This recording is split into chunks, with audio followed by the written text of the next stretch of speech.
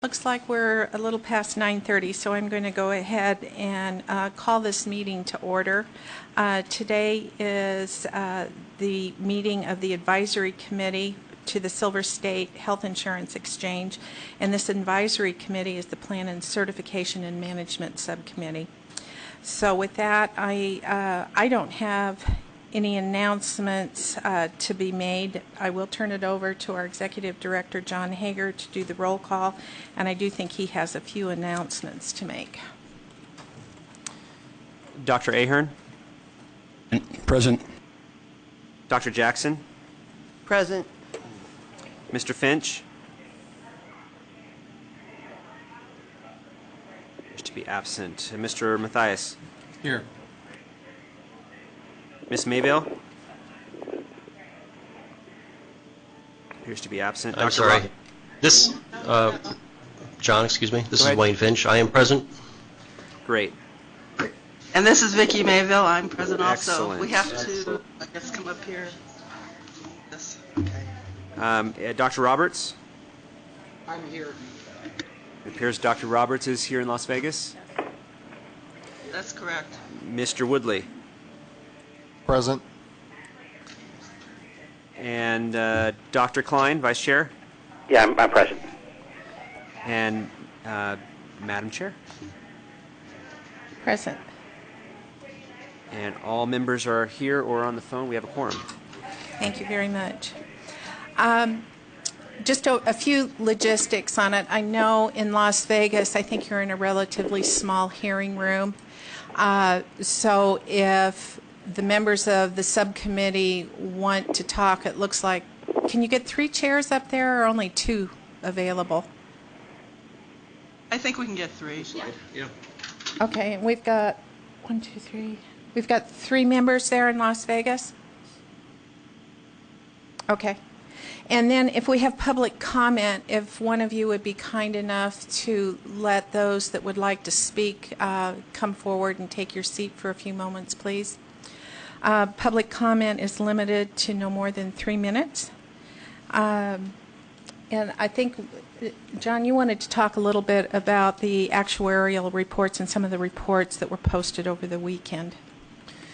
So real briefly, before we get to the public comment phase, I just want to let everybody know, yes, all the reports for the meeting were posted this weekend, although the last report was posted early yesterday morning. So we realize that not everybody may not have had a chance to review everything.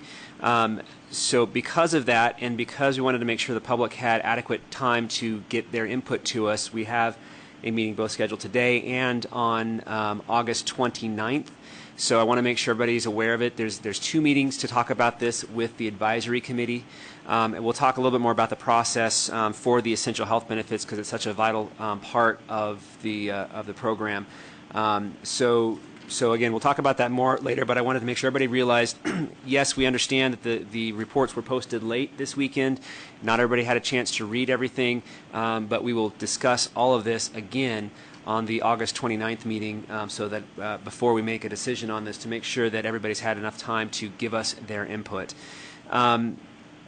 Also, agenda item number 6, we didn't have a chance to get reports for that one, so we're going to skip that one and bring it back at the next meeting as well. So we've got nothing for agenda item number 6. Basically, this day is all about essential health benefits and getting input from the public and from the committee to make sure that we can have a sound decision, a sound discussion on the 29th with all the input that we've received at that point. With that public comment, we have 9 public comments that were posted on our website. I believe some of the individuals that posted may want to speak. We also received one, I believe, yesterday from I believe I can't remember exactly. I think it was Napa. We'll get that information out to the committee.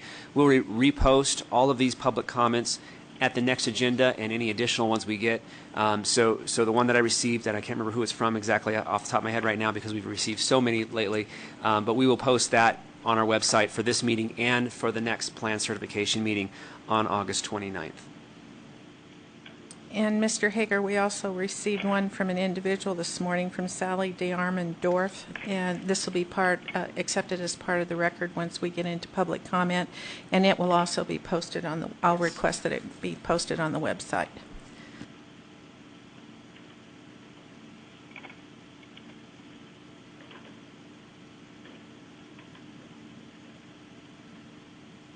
Before I go to public comment, we have Mr. Duarte and Mr. Plain from DOI. Would you mind joining us up here? Because a lot of what we're going to talk about, we may have questions for you. It'd be great if we could have some interaction with you as well.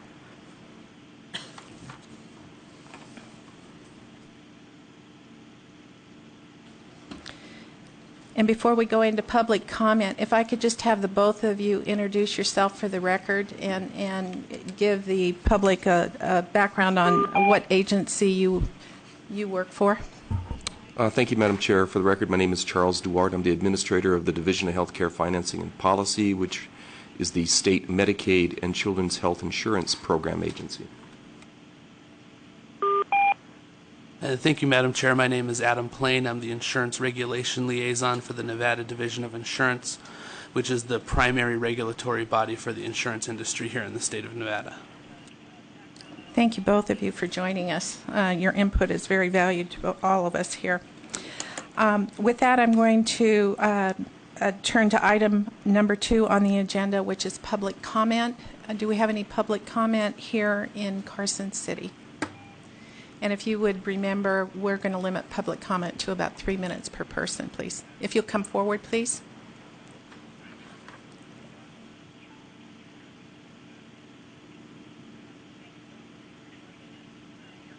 And if you will give us your name for the record, and then your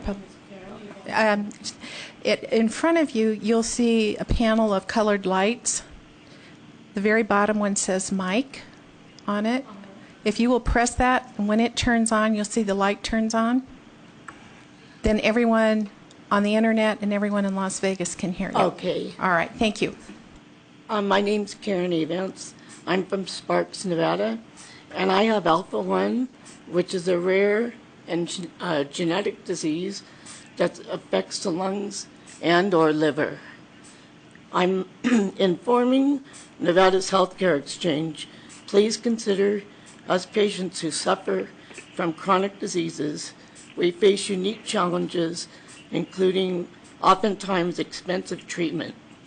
When making a decision, Nevada should thoroughly research the insurers will handle our care, and those involved in setting up the health exchange must understand the special needs involved and have the training and knowledge to make a proper and informed decision. Thank you, Karen. Thank you. I know you have a handwritten note there. If you feel comfortable, would you please give that to our staff over to the left, and we'll get that posted on the website. Also, Okay. hand write out your name, your first and last name, so we have it properly recorded for the record. Okay, thank you. Thank you. Do we have anyone else here in Carson City?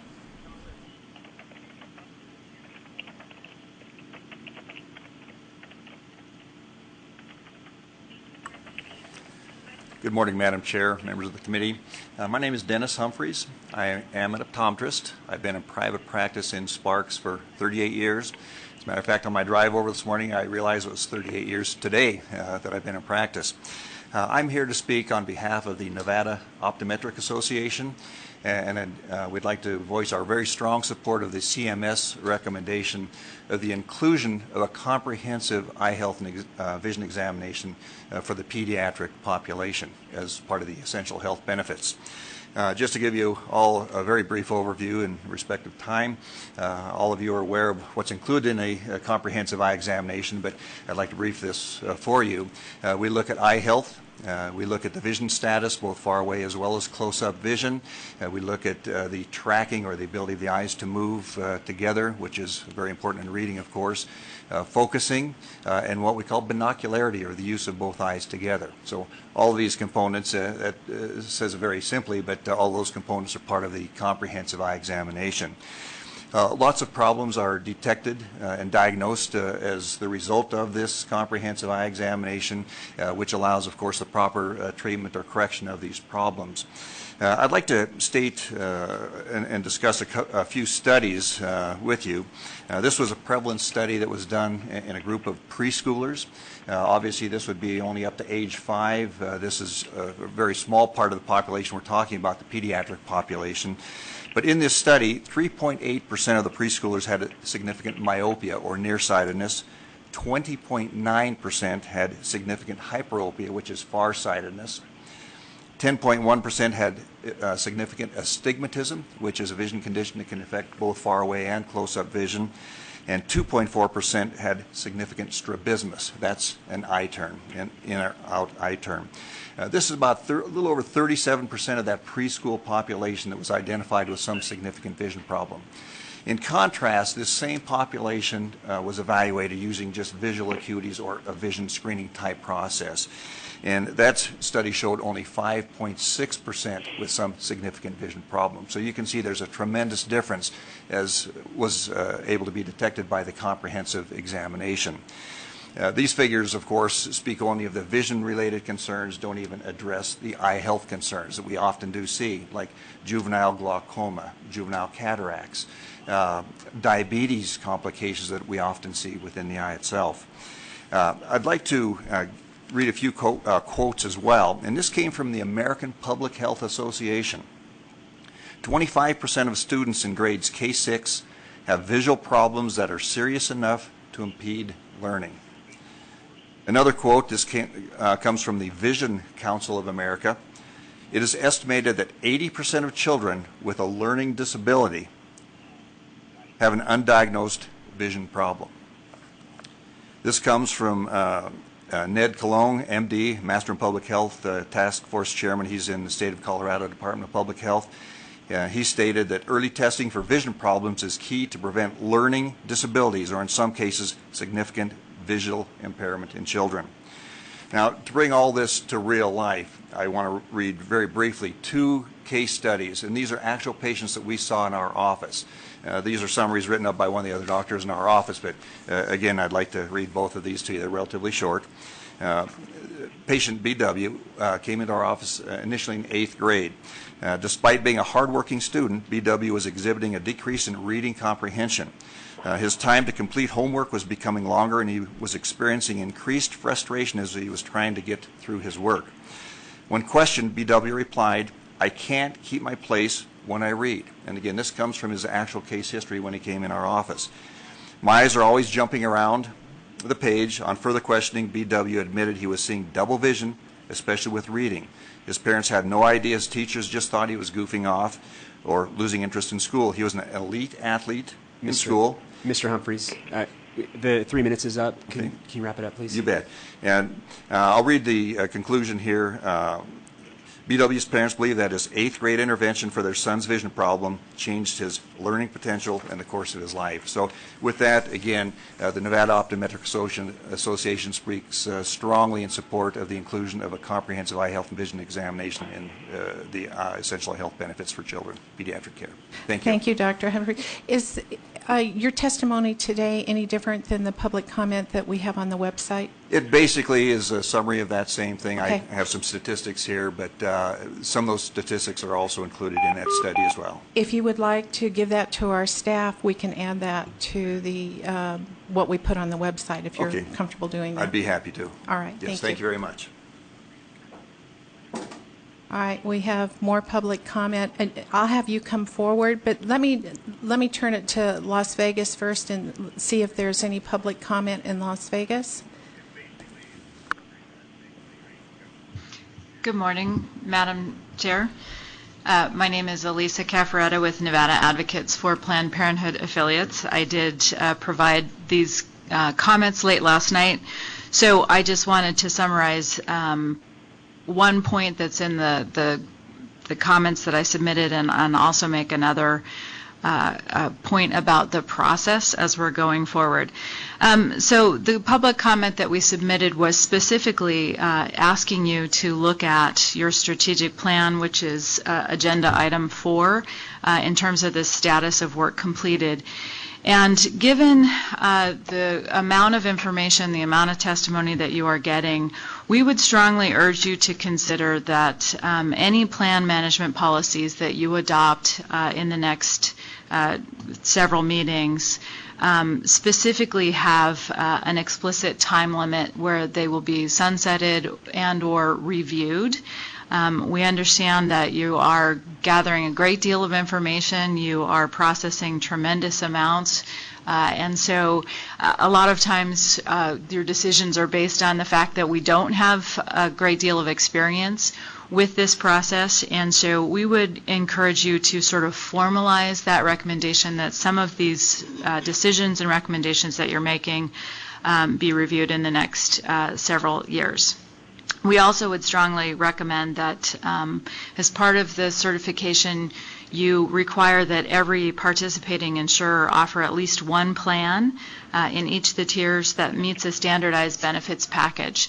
And the more I'm thinking about how a consumer is going to deal with the web portal and comparing insurance products, if there is not at least one plan at each level that meets the same exact criteria in terms of deductibles and co-insurance, it will really be impossible for consumers to make an informed decision. So while that has been somewhat loose recommendation, we would suggest that you consider formalizing that and make it a requirement of the plan certification.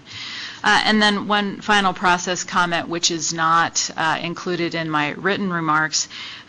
One of the reasons you got my remarks so late was trying to look through all of those plan documents, which is, I think there's a 6-inch stack of paper over here with them printed out. It would be very helpful for those of us who have specific issues. In our case, we do women's preventive health, which is, as you know, half the population.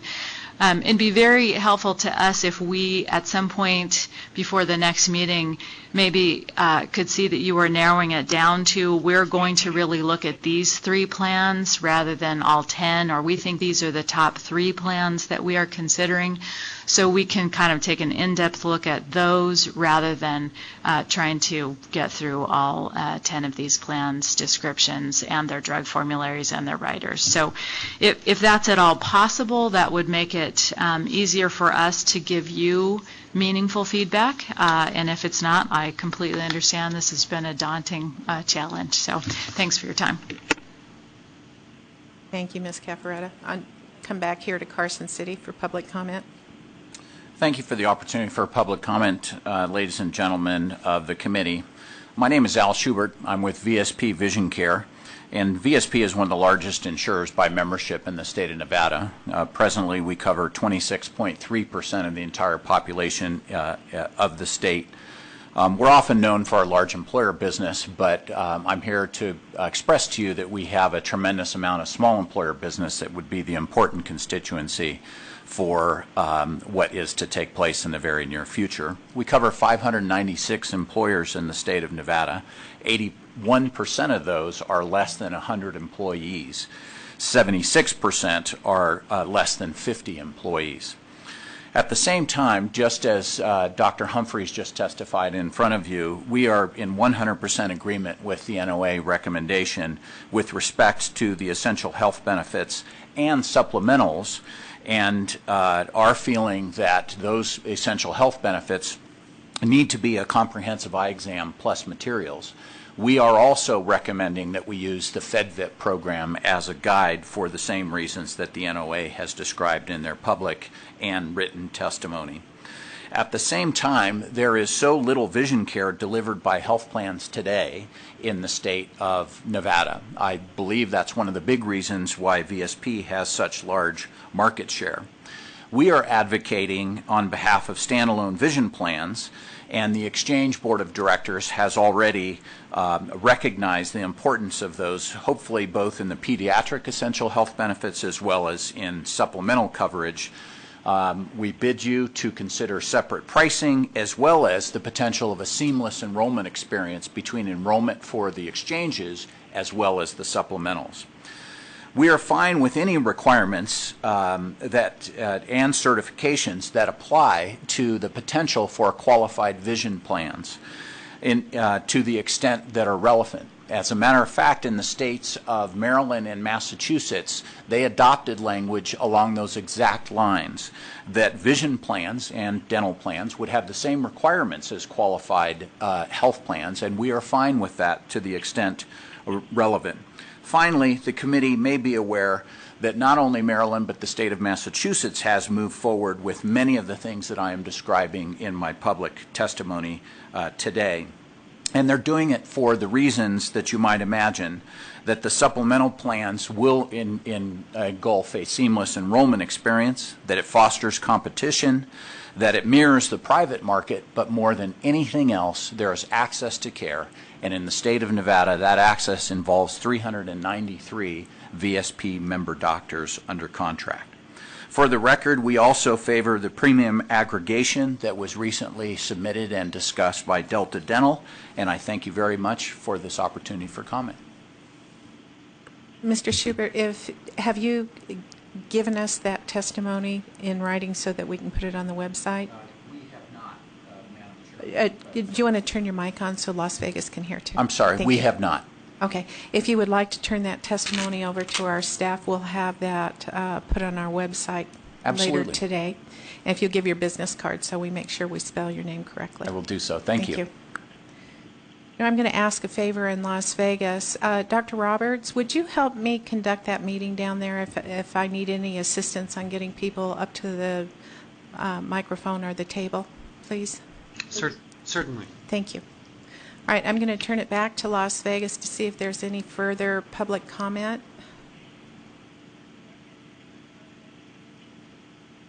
Yes, there is one. Thank you.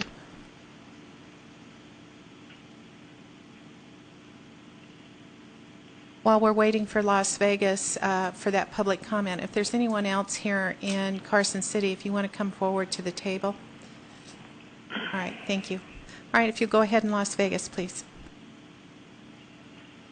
Good morning, committee members. For the record, I am Jan Crandy, a member of the Nevada Commission on Autism Spectrum Disorders and the Federal Interagency Autism Coordinating Committee and a care manager for Nevada's Autism Treatment Assistance Program. I am also a parent of a teenager with autism. The Affordable Care Act required all states to establish a state of 10 essential benchmarks, one of which is mental health and substance use disorder services, including behavioral health treatment. Congress specifically added including behavioral health treatment to address autism therapies such as applied behavior analysis, ABA. The Plan Certification and Management Advisory Committee must consider congressional intent to cover behavioral health treatment for autism. The typical employer plan is subject to the essential health benefits requirements now covers autism services in Nevada. Habilitative services should also be determined to include forms of therapy that enhance a child's ability to function. It is not just about doing the right thing for each child, but the impact of what you decide will affect the fiscal health of Nevada. The CDC released new data in March of 2012, which indicates autism now affects 1 in 88 children. With those numbers, it is critical that Nevada include evidence-based treatment, applied behavior analysis for autism in the essential health benefits package, ensuring it is included in all plans and at research-supported levels. We are grateful that Nevada legislators recognize the urgency and the impact treatment can make when they supported insurance coverage for autism, passing the mandate. Research has proven approximately 50% of children with autism who receive early intensive behavioral therapy achieve higher educational placements, demonstrate IQ levels, and will perform successfully in regular education environments. And most important, can live independent lives. When access to treatment is denied, only 2% will achieve that level of success. Without treatment, 90% will need some level of lifelong supports. The actuarially study done for Nevada in March 2009 estimated the annual mandate cost claim per covered person premium increase as a percentage of the premium would be less than 1%. The Center for Consumer Information and Insurance Oversight, dated December 2011, concluded the cost of covering ABA treatment for autism raises average premiums by approximately 0.3%.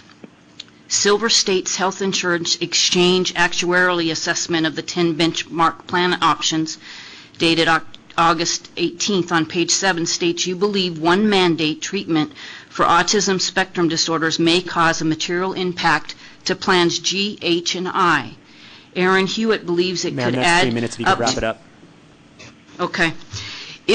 I just want to say, is 1% too much to include the benefit? According to the Harvard School of Public Health, the average societal cost for caring for one person is $3.2 million. The price tag to provide care for one untreated low-functioning person can run as much as $6 million, with most of the care in adult health care. We did an estimate when we went to legislation last session, and that was when the prevalence rate was 1 in 150. Of the 6,000 Nevadans with autism under 21 years age, only 11% were receiving adequate treatment at that time.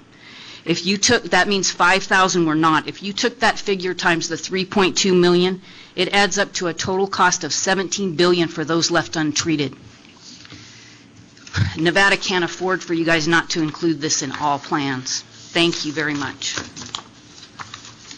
Am I saying it correctly? Is it Ms. Crandy? Am I saying that correctly? Yes, Jan Crandy. Okay. If Yes. you, on your testimony there, if you would give that to Dr. Roberts, then he can transfer it to us, and we'll put it on the website. And Ms. Cafferetta, if you have anything additional that you want to give to Dr. Roberts for us, I would appreciate it.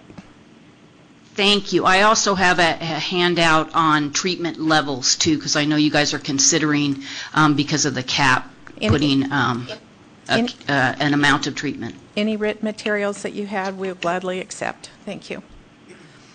We don't have any other public comment here in Carson City, but is there any additional comment in Las Vegas? Yeah. Doesn't look like it. Okay. I know we have some people participating on the phone. If there's anyone that would like to have public comment, if you'll please identify yourself for the record.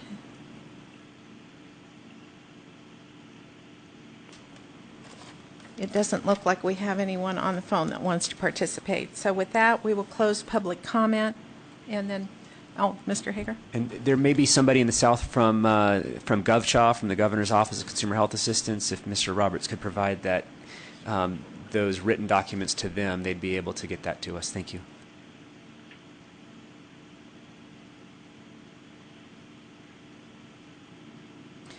All right, with that, We don't have any other written, I'm sorry, this is Dr. Roberts. We haven't received any other written documents than from Ms. Crandy. Okay, thank you. I appreciate it. With that, we'll close agenda item number 2 on public comment. And next item on the agenda is the approval of the minutes from our June 11th advisory committee meeting. Do any of the members have any edits, changes, or additions to those minutes? Move that the minutes be approved as presented. Second. I would like to ask that my degree be put next to my name, Dr. Roberts. Thank you. We'll make sure that that happens. Any other amendments? All right. We have a motion by Dr. Linda Ash Jackson and a second by Larry Mathias. Is that correct? Okay. Thank you. All those in favor of the motion? Aye. Aye. Any opposed? Thank you very much. The motion is approved. Moving on to agenda item number 4, I'm going to turn this over to our Executive Director, John Hager, to review the status of the work this subcommittee has completed. For the record, John Hager, Executive Director. Item number 4 is very similar to the reports that you've received in the past. Pretty much goes over what we've done, what we have to do still. The committee calendar provides the recommendations that have been approved by the, actually the whole report provides recommendations that have been approved by the committee and forwarded to the board for approval, and if they've been approved by the board or pending approval by the board. So you can see that in the committee calendar. the information provided at previous committee meetings. We have the regulations there if anybody would like to look through the regulations. We have the overview of the commercial health insurance markets in Nevada, coverage of essential health benefits in Nevada, Nevada health insurance market study, and then we go into the committee recommendations approved by the board, which include the key principles and that the Division of Insurance will conduct the rate review process. The recommendations pending board approval include the qualified health plan standardization between individual and shop exchange, cost-sharing standardization, and the number of qualified health plans offered by carriers. I realize that was brief, but I think we want to get to the business of EHB, so with that I'll take any questions from the committee. Do we have any questions from members to Mr. Hager? In Las Vegas? None in Las Vegas. Okay, Dr. Klein? I'm fine, thank you. I'm just listening quietly. Thank you. How about here in Carson City? All right, then, we'll move on to the meat of the meeting. Agenda item number 5. For the record, John Hager. Item number 5 is a review of Nevada's potential 10 potential benchmark plans for the purpose of selecting Nevada's essential health benefits. And we've tried to put together a summary report on the progress or the issues that all states have to deal with, which is the main part of agenda item number 5.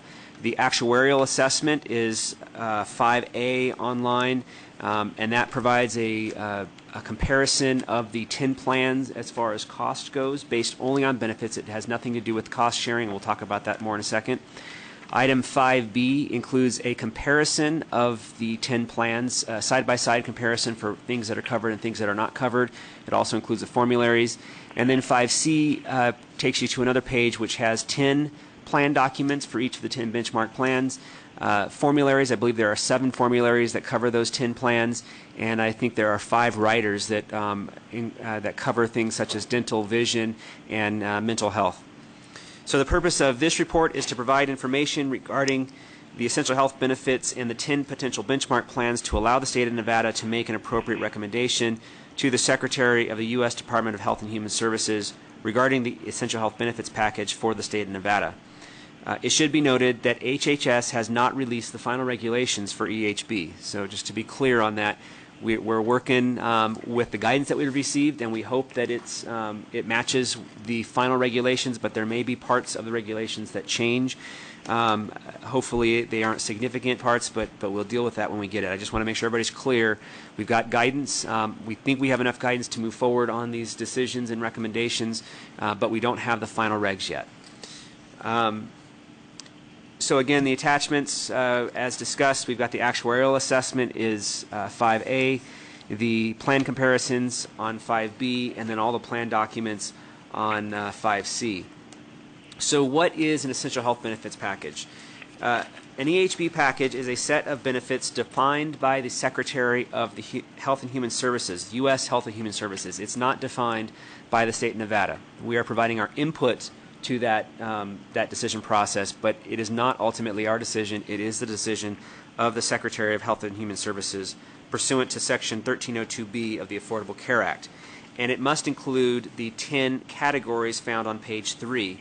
That includes ambulatory patient services, emergency services, hospitalization, maternity and newborn care, mental health and substance use disorder services, including behavioral health treatment, prescription drugs, rehabilitative and habilitative services and devices, laboratory services, preventive and wellness services and chronic disease management, and pediatric services, including oral and vision care.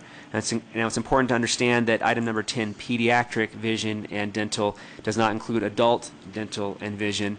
And unfortunately what that means is any adult dental and vision services do not appear to be part of the essential health benefits and therefore may not be subsidized. It doesn't mean that we can't offer them, and I think it would probably be wise that we do offer them as a complete package, but again, it's not part of the essential health benefits, only pediatric dental and vision care. Furthermore, the EHB package must be equal to the scope of benefits provided under a typical employer plan. So the regulations that CCIO has issued the Center for Consumer Information and Insurance Oversight, which is a division of CMS.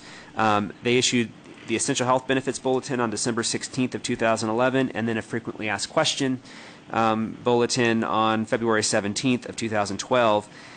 Basically, it says that the qualified health plans must be selected from 10 potential benchmark plans, and those include the 3 largest by enrollment small group insurance products, which are plans A, B, and C in the attachments, the 3 largest state employee health benefit plans, which are plans D, E, and F on the attachments, the 3 largest national federal plan options, which are plans G, H, and I, or the largest insured commercial health maintenance organization, HMO, which is Plan J. So those are our 10 plans.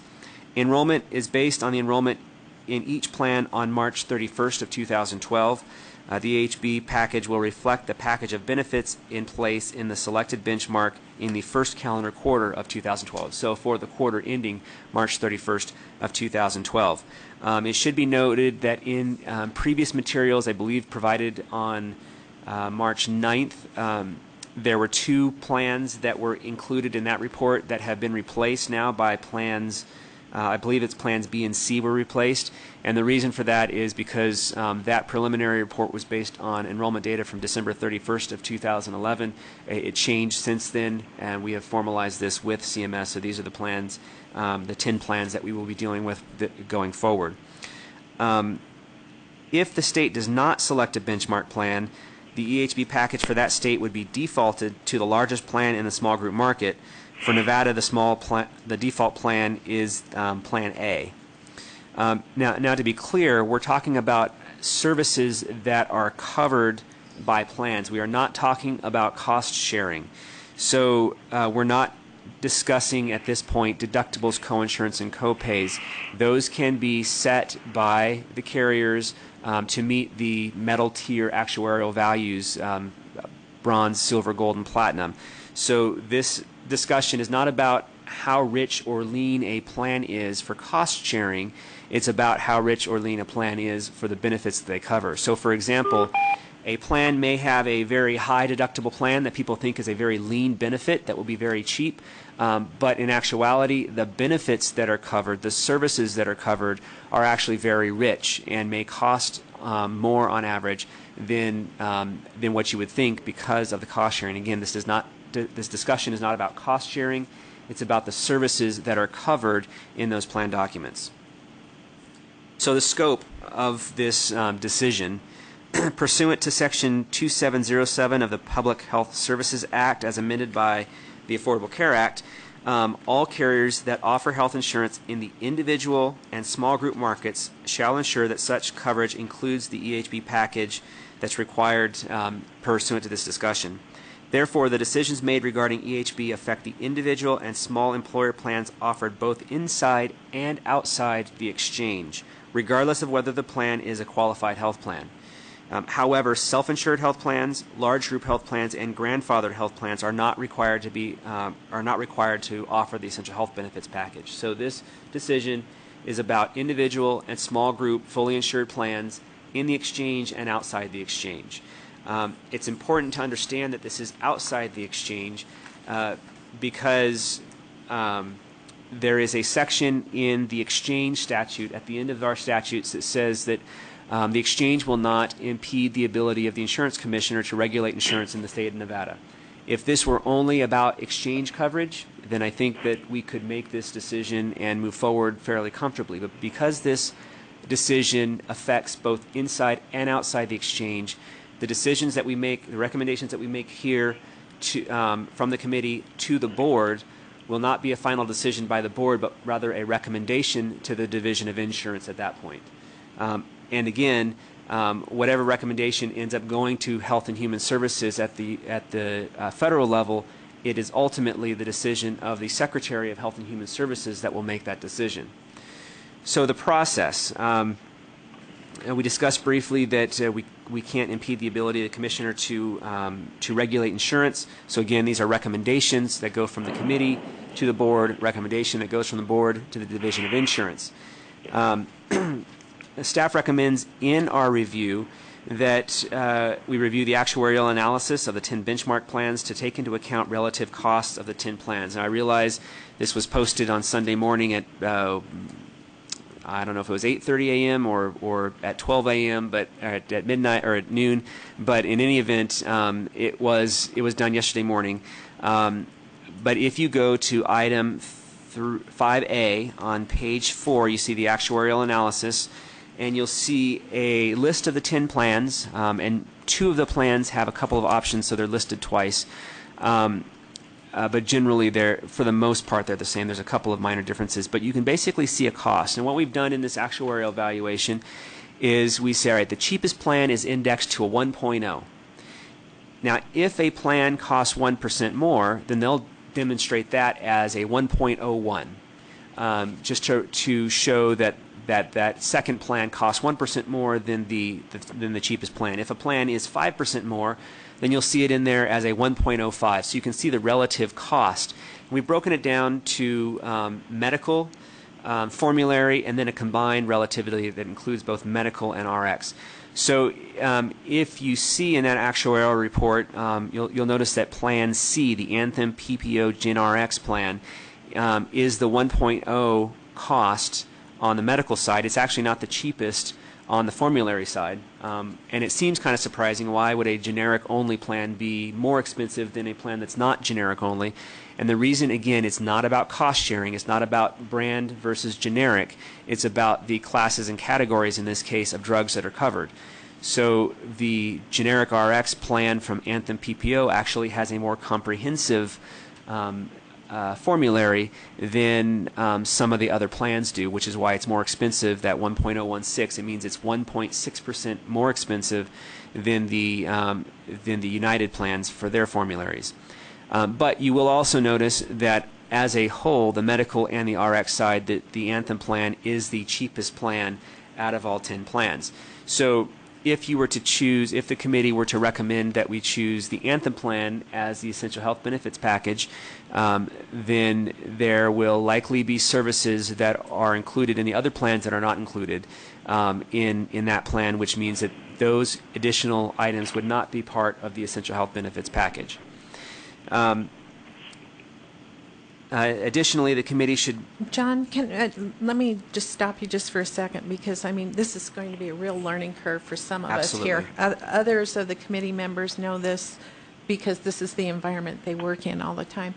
When we're comparing plans, when you picked the relative allowed cost, you say it's in-network only that you're looking at. Does that mean that these plans do not offer an out-of-network component? No.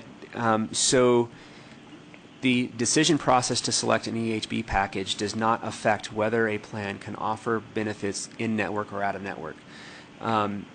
There are significantly different rates when you look at that a plan will pay and an individual will pay in an out-of-network environment versus in-network.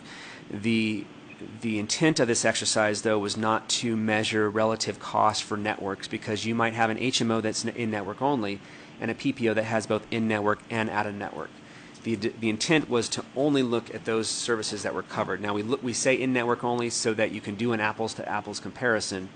But if a plan were to make the decision to offer a PPO that is both in-network and out-network, it could theoretically cost them more. What we're looking at here is, if we select a specific essential health benefits package, let's say if we selected the Anthem plan at 1.0 in the right-hand column, or our decision was to select the, let's say Plan D is a Nevada PEB PPO plan, the high deductible health plan that they have. If those were our two decisions, if Nevada selected the PEB plan, then we can expect costs on average throughout the state to be 3.1% higher than they would be if we were to select the Anthem plan, because we have included all of the benefits that are offered in that PEB PPO plan. So this is just to give you an indication of how much more the individuals on the exchange coverage and individuals outside the exchange in the small group and individual market will be paying for the essential health benefits package. It does not take into account, and I believe the notes let me find those, go through all of those notes. It does not take into account in-network versus out-of-network. It does not take into account the fact that Southern Nevada is much less expensive than Northern Nevada. It doesn't take into account differences between rural and urban areas. It's simply looking at what benefits are covered. To create this analysis, they use a national data set. So the data set could change slightly if they were to use a Nevada-specific data set, but it makes it difficult because of the variation between north and south. It makes it difficult to use the Nevada market as a comparison, and realistically, the variance should be pretty small between, while the national cost may be on average 10% more or 10% less on average, the difference between the individual plans should not be that significant. So they've tried to basically nullify those things that don't matter for our decision and only include those items that are important to have a good estimate of the cost increase or decrease. Now, you'll notice these are percentages. We don't have dollar amounts. It's nearly impossible to figure out a dollar amount. I guess you could take the average premium in the market and say, all right, if the average premium is $300 and you're looking at a plan that's 3% more, then the average cost is $9 on average. Again, it's only an average. It doesn't take into account the networks, the differences in the networks, differences in contracting, all those different things. It's about what's covered in the plan and what we're going to require other plans to cover starting 2014. John? May I ask a question? This is Ron Klein. Go ahead, Dr. Klein. John, I just want to make sure that I'm understanding this correctly. So the package of benefits that we choose, every other private insurance company, every other private insurance plan in the state, in or outside of the exchange, has to have the exact same benefits. Is that correct? Every other insurance plan in or out of the exchange in the individual and small group market. And to throw a wrinkle in that, except for the plan that is the national plan that the Office of the PMO, I think, is the Personal Management Office at the Feds. Okay, so leaving that aside, so I just want to make sure I'm understanding this correctly. So when we pick our essential health benefits, everybody else, nobody can go less than that, and nobody can go more than that. So you can't have a more generous plan that covers more. Basically, everybody's doing the exact same thing. This is the minimum essential health benefits package. It may be possible to add benefits. We have a question into the Feds about how about one of the the subsidy, the advanced premium tax credit calculations, but from everything that we've seen in the regulations, it appears to be the minimum that is offered. Any health plan can offer more, we think, but this is what's required. Now, again, it's only for the individual and small group market, so an employer with 20 employees could choose to self-fund and offer less or more, depending on how they want to do that. And any employer over 50 employees currently, based on the definition that is currently in statute, could offer more or less. And then I guess the definition, the definition will be changed by 2016, so then the definition of small group will expand to 100 or less. So anybody over 100 could offer more or less, but so yes, we're defining the market for small businesses and individuals, but we're not defining the market for large employers and for self-funded plans. Correct. Okay, got it. Okay, great, thank you. Mr. Hager, Linda Ash Jackson for the record. Since I'm one of those people that does this every day, I looked at the absence of the mental health comparison among the plans, and as from my own experience, knowing that our actuaries had told us that to move to mental health parity was somewhere between 4 to 8% of medical costs, and I think we need to look at that when we look at the actuarial value, because both the Anthem plan that is the base at 1 and the Aetna plan meet the minimum standards for the Nevada statute, which is coverage of severe mental health only and 40 days of hospitalization. And the other small group plan doesn't appear to have a limit. And I believe that none of the other plans have limits on mental health or substance abuse based on the need to comply with the Mental Health Parity Act. So I think we just need to understand that as we go through the process, because I have a concern that if we limit the ability to offer a more comprehensive mental health package, that could be a problem because of the implications of the entire marketplace.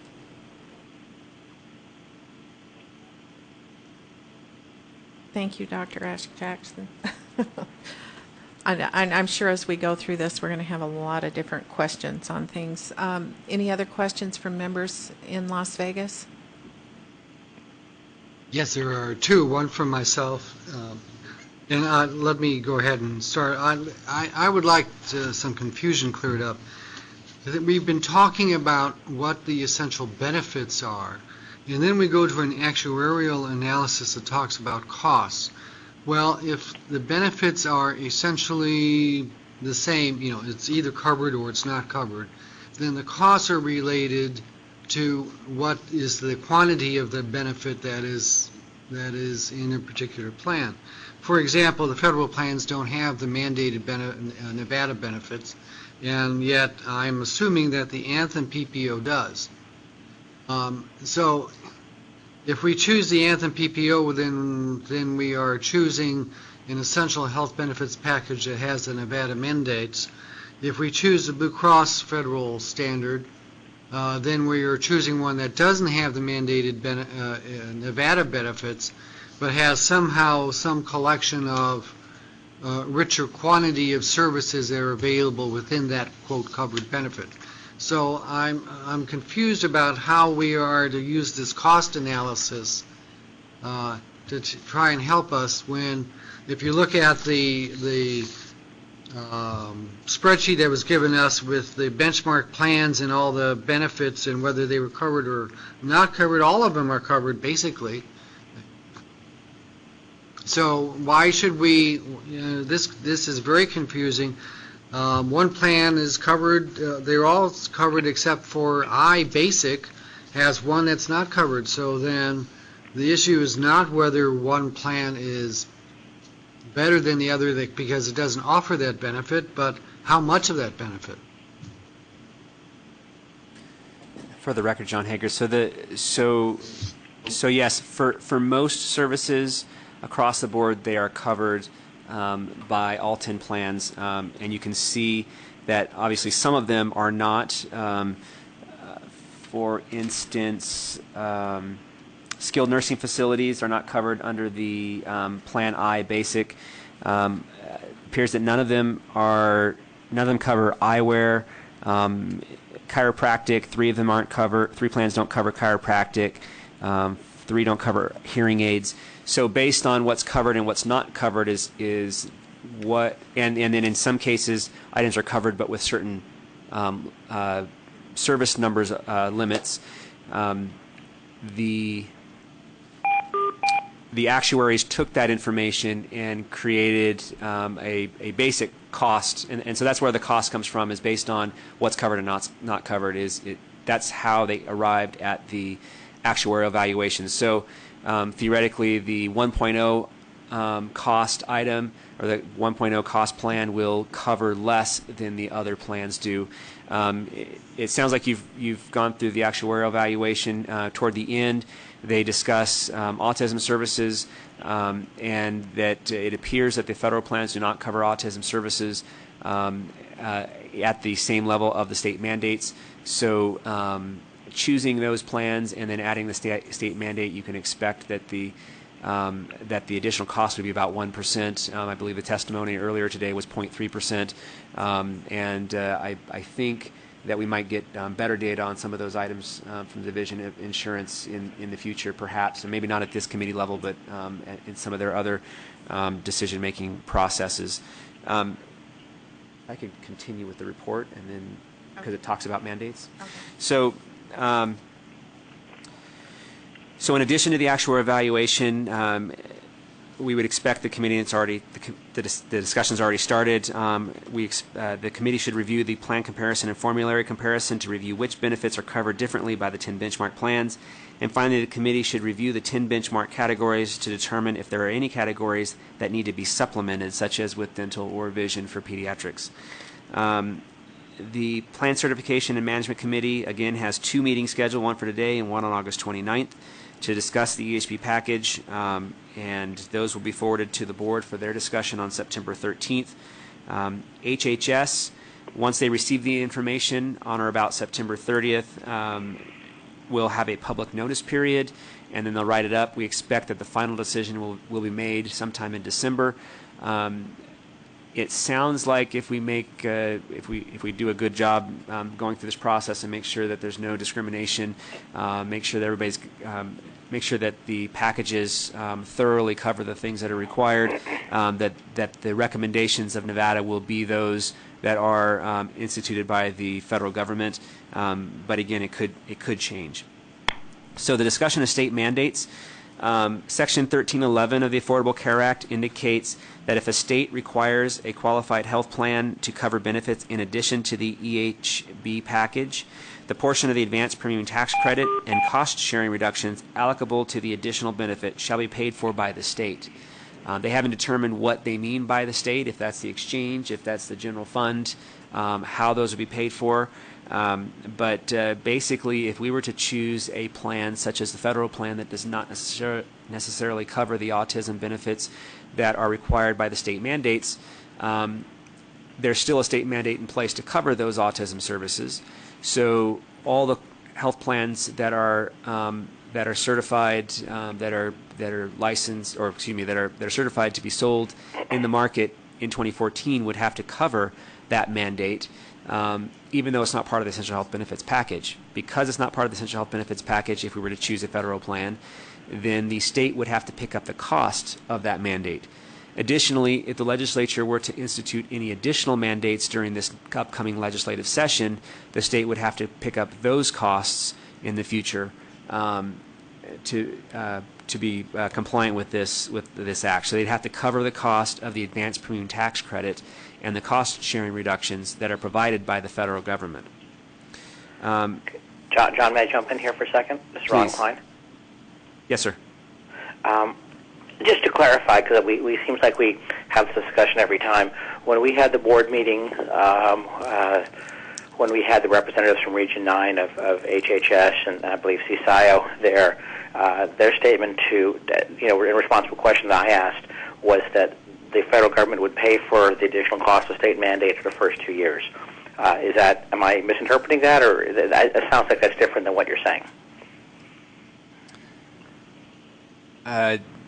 Yeah, that's different from what I'm saying. I think I remember something vaguely about them paying for something for the first 2 years. Yeah, no, you should please please review that, because this comes up every single time, and the document, which I presume is from our consultants, about state mandates is to the best of my understanding, is inaccurate, because I asked that question, and again, it was my question, so that's why I remember the answer, is that we've been going back and forth about the cost of state mandates and how to cover them and whether we're going to go to the legislature and try to remove mandates. We went back and forth, and so when I asked that question, they specifically said, I believe it was the first 2 years, they would cover the cost of state mandates. So I think that's an important fact that we should probably clarify. We'll contact CSIO and get a clarification on that. Okay, or if you have the tape, if you have a audio recording of that time when they were there, then you would have that there. Yes, sir. This is Vicki Mayville. I think I remember that what they were saying is if we choose a plan that includes our state mandates for the first 2 years, the state would not be responsible for the cost. Yes, that's I the way believe that's what he said. So that's what they meant. And then 2 years from that point, they weren't sure what they were going to do. For the record, John Hager. So I think I'll have to clarify this, but the selection of the essential health benefits are only for 2014 and 2015. So only for the first 2 years. The feds have not determined how they will select EHB for future year. for future years. Obviously, if we select a set of essential health benefits, we have to make sure that there is some method for being flexible with them and changing them over time. You don't want a stagnant market. You don't want to have new services that come out and not be able to cover those services. So we want to be able to be flexible with those. The feds have not come out with guidance on how they're going to select EHB for 2016 and beyond. I think, based on Ms. Mayville's comments, I think that's what they were referring to, but I will double check on the decision about mandates.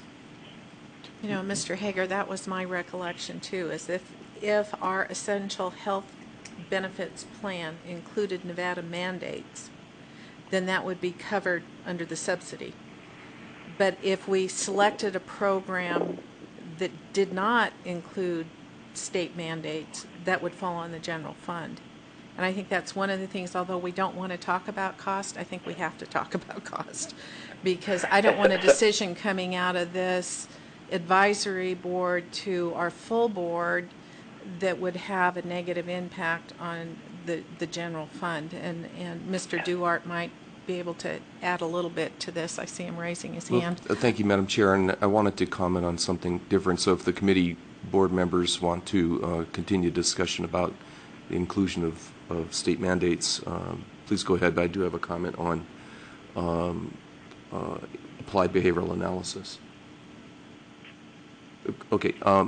I think, John, you made the statement that coverage of services such as applied behavioral analysis for the treatment of autism spectrum disorder, that would not be covered through the use of the premium tax credits because it's a state mandate.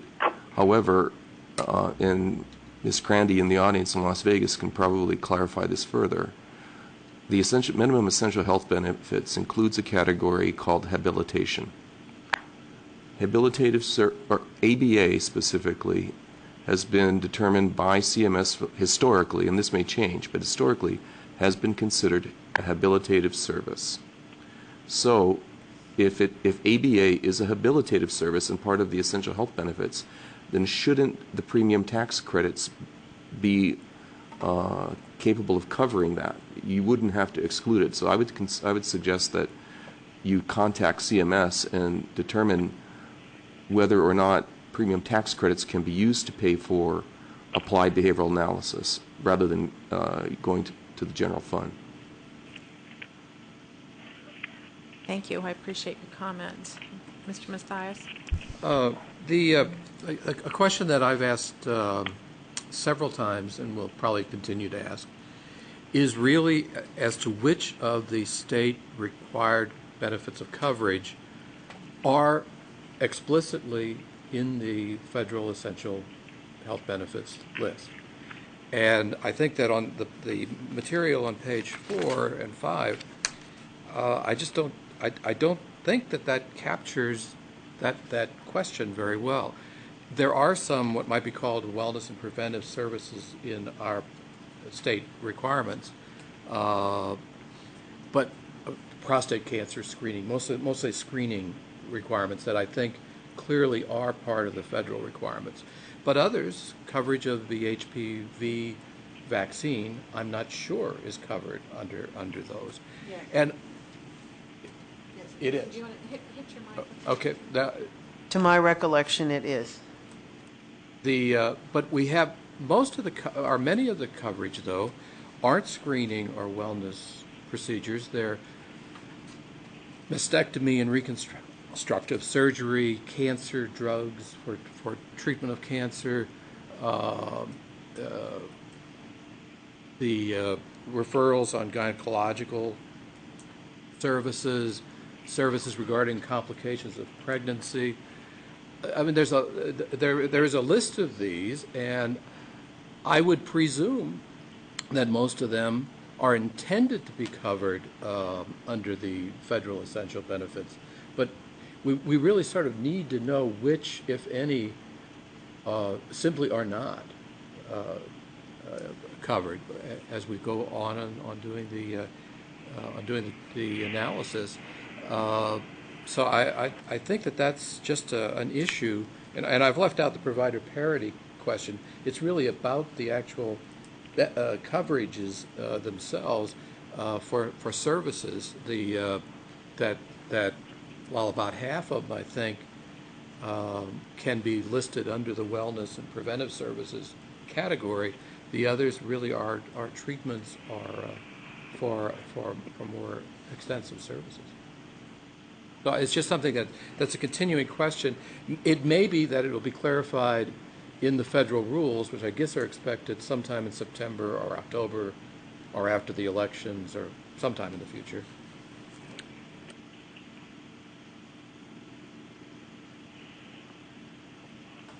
We'll take another look at the mandates. So that covers the mandate section.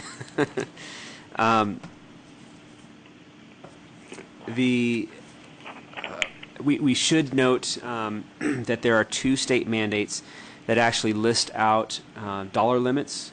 One is coverage for autism spectrum disorders, which include a $36,000 benefit, and then the other is inherited metabolic diseases, which I believe includes a $2,500 benefit for meal replacements, I think, and it's not necessary that we get those items straight right here. We'll bring them back to the committee next time. We've actually we've requested an actuarial analysis to look at those dollar limits and see if there should be a cap, if there's an actuarial equivalent number of services, so that they are maybe not necessarily unlimited services, but that there's we're not going outside of legislative intent. We don't intend to go outside of legislative intent, but unfortunately the Affordable Care Act, or fortunately, however you look at it, removes the dollar caps, and therefore those dollar caps in our statute no longer apply, which means that it appears that they're unlimited benefits. And I don't know if there's a way to cap it, if it's necessary to be capped, and or all of those policy decisions, how that works.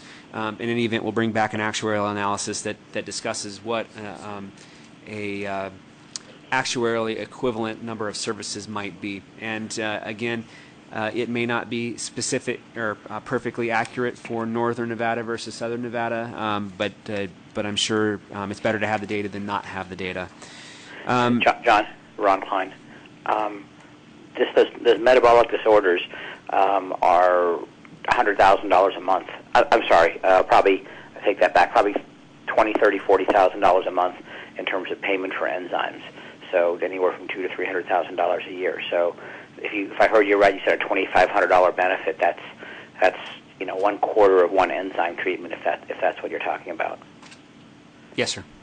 I mean, I don't know. So that $2,500 is it's almost irrelevant when it comes to that kind of therapy. Just for the record, and I'm sure that Mr. Shippey could chip in on this one, that $2,500 is referable only to the food that is available that has less than 1 gram of protein, and I believe per ounce. And so it's a very limited benefit that is provided, and it's specifically referable only to that. I think each plan makes a determination about whether or not the enzymes, if they are covered and they are established treatment, they're covered under the medical benefit generally.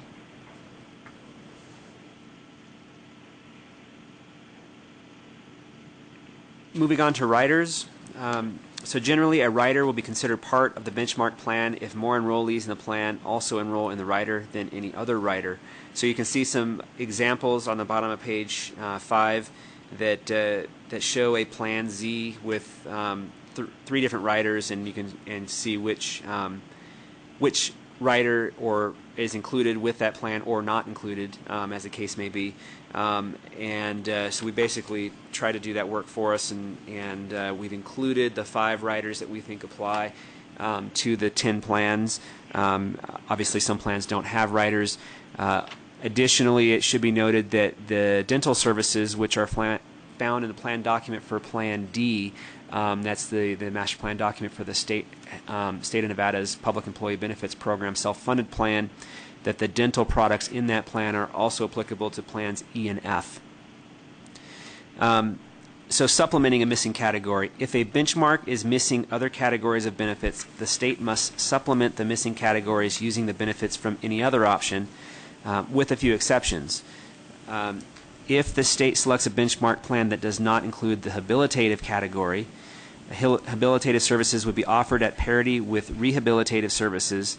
A plan covering services such as PTOT and ST for rehabilitation must also cover those services in similar scope, amount, and duration for rehabilitation, or as a transitional approach, plans would decide which habilitative services to cover and would report on that coverage to the Department of Health and Human Services. HHS would evaluate those decisions and further define habilitative services in the future. If the state selects a benchmark plan that does not include the pediatric oral category, the state may select supplemental benefits from either the Federal Employee Dental and Vision Insurance Program, dental plan with the largest national enrollment, or the state's CHIP program.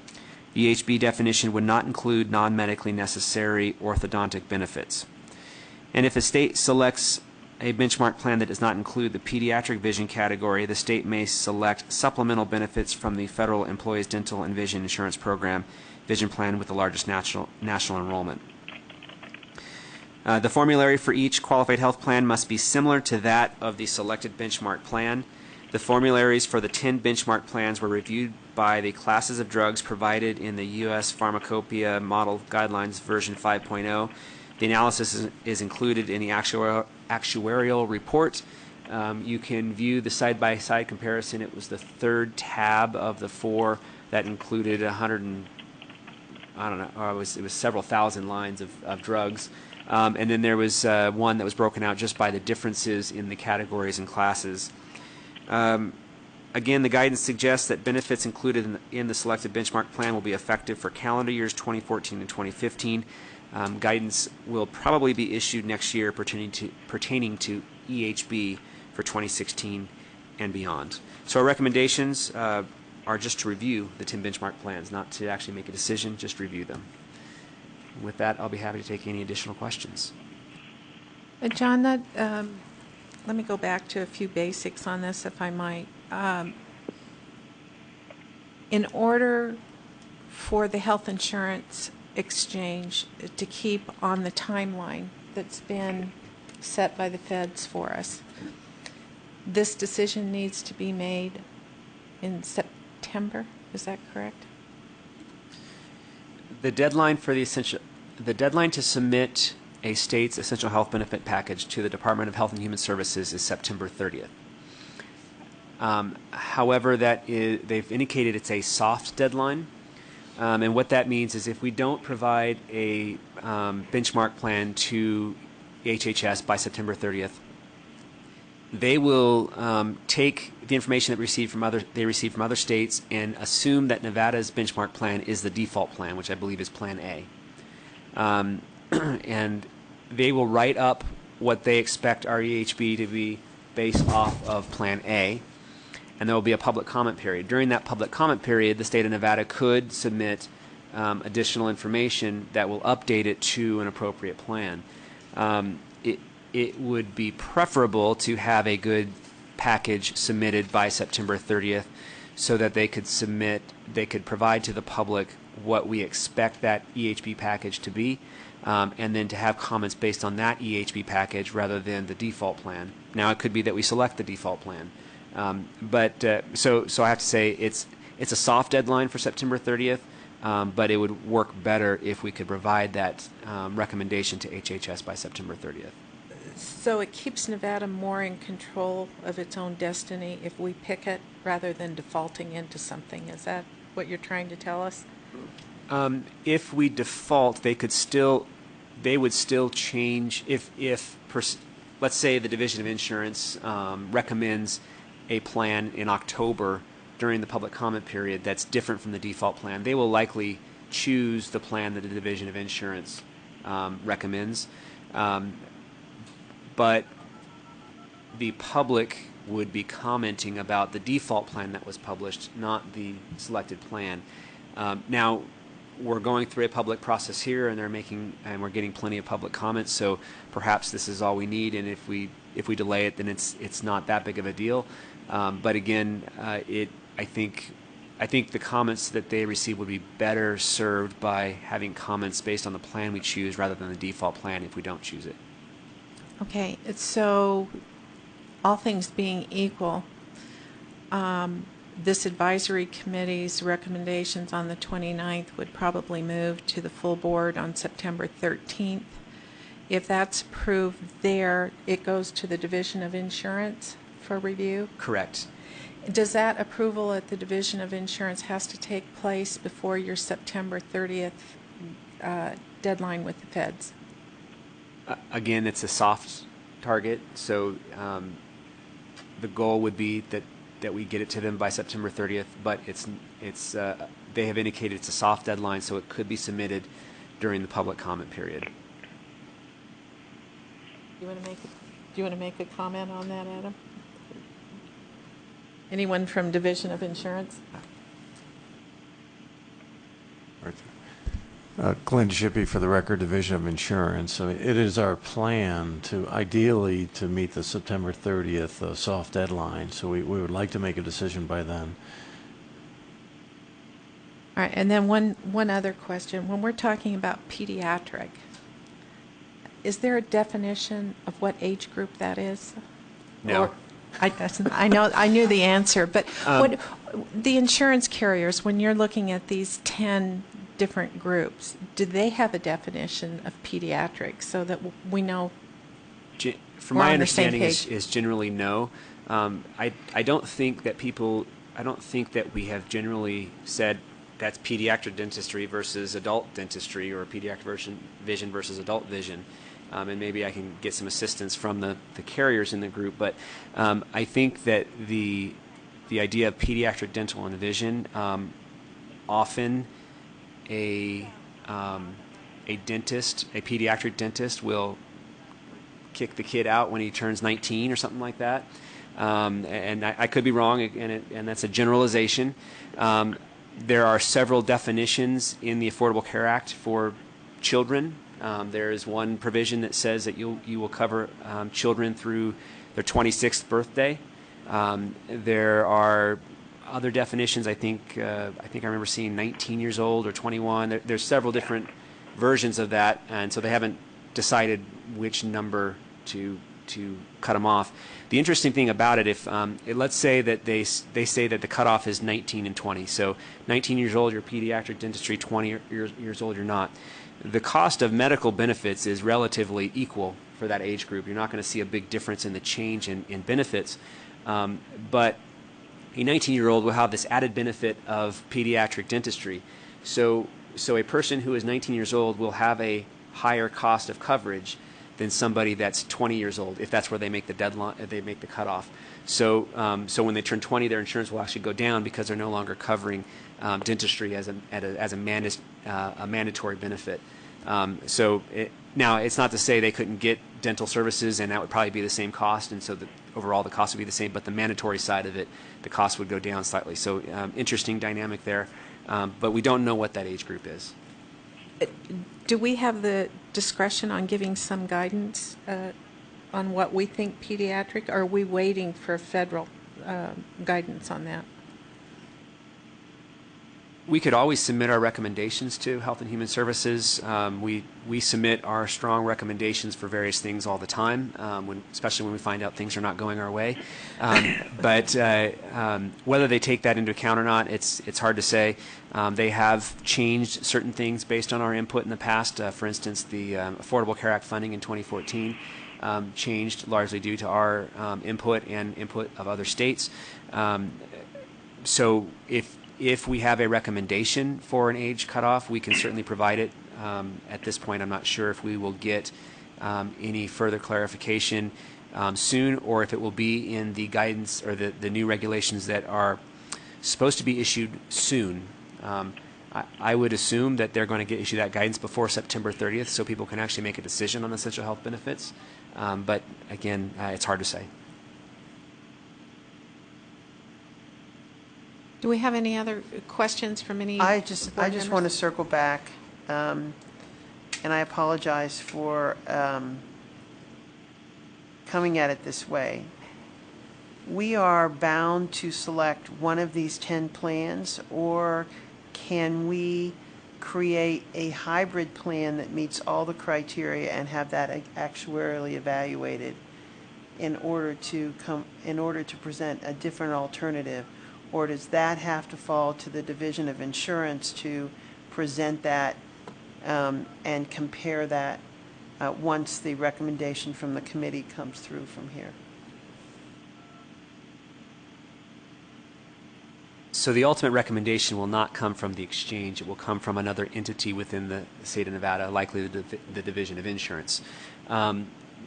My understanding of the EHB process is that we have to select a benchmark plan, and that if there is a category of essential health benefits that is missing, then we would supplement with another plan to fill that category. But that's only if one's missing, and from my understanding, it doesn't appear that they're missing, other than perhaps the vision and dental. The vision and dental side, they're very specific on what you can choose and what you can't choose. This is Ron Klein. May I ask a question, please? Certainly. This is from the gentleman from the Department of Insurance. Not to put you on the spot, although that's what I'm going to do. These 10 plans are all certified in the state of Nevada. Is there any particular reason that if we were to choose one of these 10 that the Division of Insurance wouldn't accept that recommendation?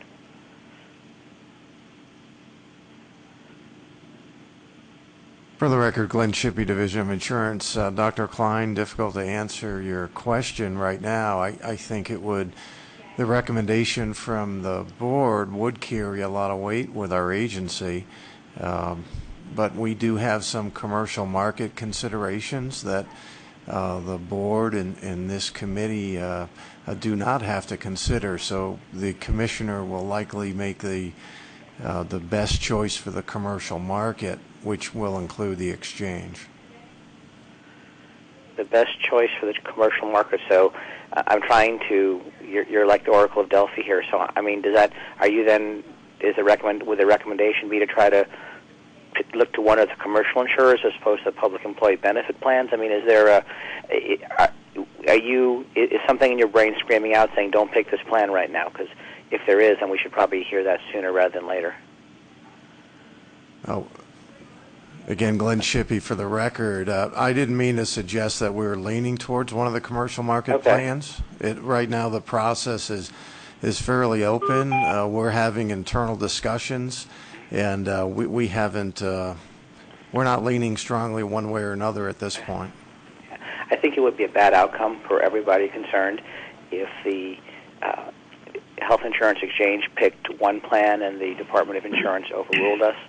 It would make us look like one hand didn't know what the other was doing. So to the extent that we can work together before we make a recommendation, that would probably be a better outcome for everybody. And Dr. Klein, that's one of the reasons why I asked them to come up and be here on the dais with us, so that we do have that dialogue. I am completely confident that the Division of Insurance, if they saw some unintended consequences that we don't see, that they would communicate that with Mr. Hager. Sure.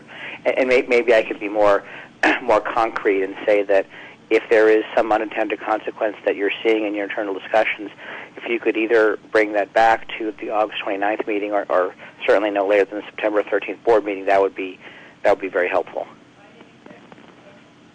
Dr. Klein, this is Glenn Shippey for the record. Again, yes, we will do that. If we see, we will make sure we communicate with this group if we have any concerns that we don't feel are being or receiving enough attention here. Great. Thank you very much. Do we have any other questions from board members in Las Vegas for Mr. Hager or for any of the other participants? None that I can see. All right, thank you, Dr. Roberts. All right, well, let's move on to Mr. Hager.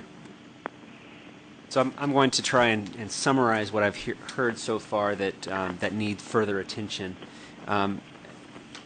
Dr. Jackson talked about mental health and the Anthem and Aetna plans, so if, I can get with you afterwards so I can get some clarification on that. Mr. Mathias talked about some of the mandates, and we'll go over those again. Try to make sure that we understand which plans cover the mandates and which plans don't. Specifically the federal plans, because all the other 7 plans would cover those mandates. There was a discussion about applied behavior analysis, the state mandates, and whether or not those will be covered by the feds for the first 2 years. And again, I think the discussion was that they'll be covered by the feds for the first 2 years because they're part of the essential health benefits package. There's a question of whether or not they'll be included in the EHB later. As Mr. Duarte indicated, applied behavioral health analysis, applied behavioral analysis should be included in the habilitative services category, and therefore it would be part of EHB. But again, we have to clarify how that piece works. Did I miss something that we need to review further? No, I just for the record, I want to put one of the fundamentals on the record. What we are analyzing for recommendation right now applies only to 2014 and 2015. Once the federal subsidies change, the health insurance exchange then will reassess essential health benefits for 2016. Is that correct? For the record, John Hager. So, again, we think that guidance will be out for 2016 and beyond sometime next year. Once we get that guidance, it would be appropriate at that time to reevaluate those options. Indeed, any of the questions that we provide, or any of the policy decisions that we provide to the board, any decision that the board makes, should be reviewed after we have a little bit of data, or after we have updated data. So, as regulations come out, we expect to reanalyze our decisions as we get data for the first couple years of coverage. We expect to reanalyze our policy decisions as well.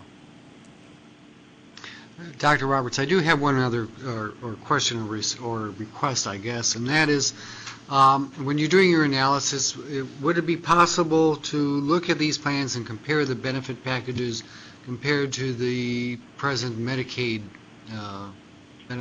benefit package?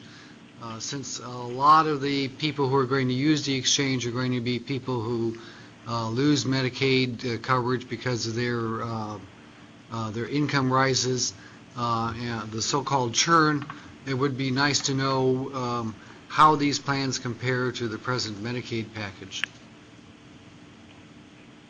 For the record, John Hager, Mr. Duarte had to step out. I will ask. Oh, he's behind a few people, and I'm not going to speak for Mr. Duarte. I'll ask him to.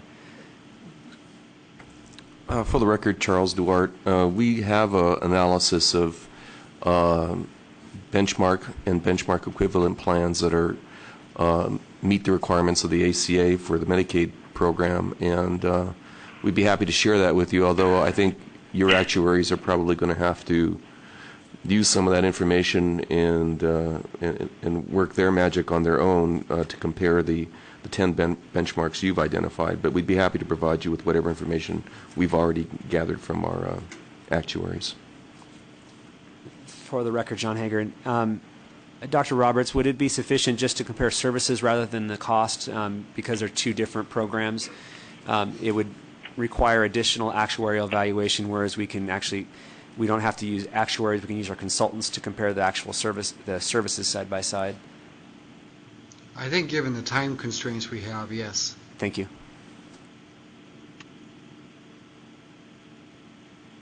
Do we have any other questions or comments before we move on to the next agenda item, which is actually discussion on those plans? All right, Mr. Hager, where do you want us to get started?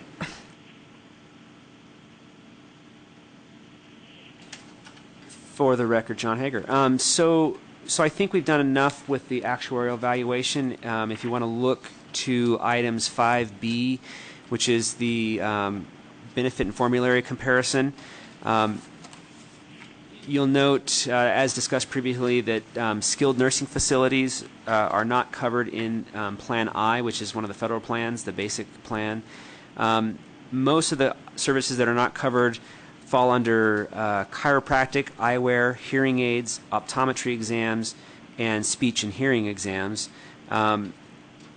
So you'll note that Plan C doesn't cover quite a few of those items. They cover only one item. All the other plans cover at least 2 items, and many of them cover 3 or 4 items. It appears that the Public Employee Benefits Program, PPO Plan D, cover everything except for eyewear. The federal plans H and I also cover everything but eyewear. And you also note that none of the plans actually cover eyewear. They might cover vision exams, optometry exams, and you'll see that Plan B, D, G, H, and I cover optometry exams, but Plans A, C, E, F, and J do not. Hearing aids. Excuse me, Mr. Hager? Yes, May sir. I ask a question? Absolutely. This is Wayne Finch in Las Vegas. Is it intended in your item number 5, the document that identifies the medical documents, the formularies, and the riders? There were several plans, A, C, E, and I, that included certain riders that were considered to be part of the standard benefit plan, according to the definition. But I don't see them recognized on the comparison of the benefits. That's correct. They're not recognized here on the benefits. We need to. We ran out of time. I apologize for that. So we will go through the riders and see which plans cover these various items as well. All right. Thank you. And so speaking of those riders, and those are in Plan 5C. In 5C, you have Rider 1 is actually I think it's all listed out in on page 2 of the report. Rider 1 is vision rider for Plan A. Rider 2 are vision plans for C and I. Rider 3 are dental plans for C and I. Rider 4 are vision plans for Plan E, and then Rider 5 are mental health and substance abuse riders for Plans E and J. Also note that, again, the dental benefits are provided for Plans D, E, and F. So still need to do a little work. We're running as fast as we can on this. So I guess we'll go to the page 2 of the spreadsheet. Can find it. Here we go. Can't read it, but it's there. Okay. So you'll see some of the coverage limitations. For instance, physical therapy. Plans A and B have no mention of limits. Plan C has a 20 visit per member per year under the physical medicine, subject to deductible and coinsurance. Same with speech therapy and occupational therapy. Plan D, physical medicine, no mention of limits. No mention of limits in E. Plan F has a 30 visit limit, so you can go through this and see the various visit limit differences. Limitations on skill. Yes. Mr. Hager, this is Vicki Mayville. I thought that we're just looking at whether something is covered or not covered, not how it's covered. So why do we care about those limits? So we don't care about coinsurance and deductibles, copays. However, we are required, whatever essential health benefits package that we provide isn't just about being covered or not covered, but if there's a specific number of service limits. So if a plan has a 20 service limit and we choose that plan as a benchmark plan, then I guess the minimum is how's that work? The minimum would be 20 service, except that's the upper limit.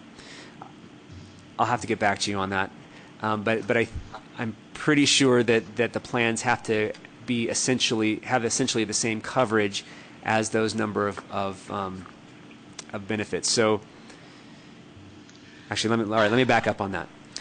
If a plan has a 20 service limit, then the set of essential health benefits that if we choose that plan then generally the plans have to offer at least a 20 service limit. They could offer more. So that's how that would work. Does that make sense? I guess so. I was under the impression that it's either covered or it's not covered, and we weren't supposed to really be looking at the details like that. But if that's what you say, that's what it is. John, let me ask a further discussion on that a little bit. Are you saying then that we're setting minimum thresholds then when we establish this through these plans? If a plan has a number of services indicated, and we choose that plan as a benchmark plan, then yes, we are setting a threshold. Now, it doesn't mean that it has to be exactly 20. I think the regulation says essentially equal, so it leaves some room for moving it around a little bit. But if a plan has a 20 service limit and for the benchmark for our EHB, and a qualified health plan comes in later, wants to be certified next winter as a plan and only has 5 services, they don't appear to be essentially equal, and so that plan may not be certified. Dr. Roberts, just a clarification. I think what we're looking at when we're looking at that is maximum limits, not minimum limits. Yeah. This is Ron Klein. May I say something? Certainly, Dr. Klein. Sorry.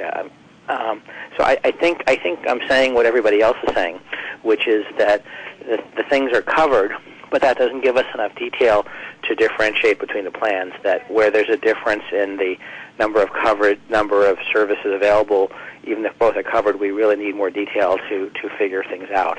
If I didn't see that in the information we had, perhaps I missed it. But if it's not there, then that would be, I think, useful for our next meeting. Dr. Klein, this is John Hager. What kind of detail are you requesting? Well, I think what a couple of people have said, and again, it's a little hard through the phone, but what I hear people saying is that everything seems to be covered, that all the plans cover most everything, and so it's hard to make distinctions between the plans other than the actuarial values, so that what we really would need would be where there's a difference, and again, this might be an insurmountable task, but where there's a difference in coverage and in the number of visits, or what you were just referring to before, we need to know that detail, because if one plan says covered and it's 5 visits for something we think is critical versus another plan is 10, then that may help us make a decision. So that, and yet they would both be listed on the spreadsheet as, quote, being covered. So I think we need that additional detail. For the record, John Hager, so that additional detail is provided in the second page of that spreadsheet. Okay. So it's either covered or not covered in that first page, and if it's covered and mentions a service limit, that's provided on the second page, or I guess it's on the attachment. It's page 3 of the PDF. So that's all the data that we have based on our analysis. I may have missed that, so I'll look more closely. Most items don't have a specific coverage limit because most items are limited by dollar amounts today, and those dollar amounts won't apply going forward. I'm sorry, most things are limited by dollar amounts. Most of those plans that we're looking at are limited by dollar amounts, which is not a relevant consideration, if I'm understanding the conversation. Yeah, they are structured through the incentives to have or not have a service today are usually made through the co-payment, co-insurance deductible methods, and that is a separate discussion for the actuarial values of the metal tiers, not an essential health benefits discussion. Okay, so it's all right. Got it. Thank you. Dr. Roberts, the only other comment I would make about the information you've given us is that they don't give much detail, and as those of us in the industry know, the devil is in the detail. And so just because you say that there's a service limit for physical therapy, there may be other things that are excluded that are in the plan document and are hidden from view because we don't see it here.